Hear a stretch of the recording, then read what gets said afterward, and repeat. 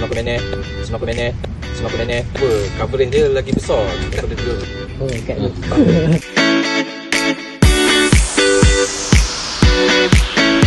Trinity Pro ni dia boleh buat dalam 90 minit. Dia lagi besar daripada drone lain.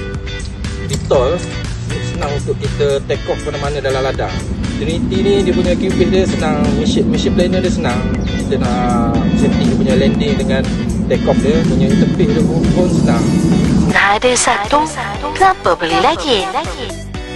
Company kami menambah aset ni untuk meningkatkan produktiviti kawasan kerja-kerja kami dalam mapping. Sebab kami ada beberapa tim untuk berpecah.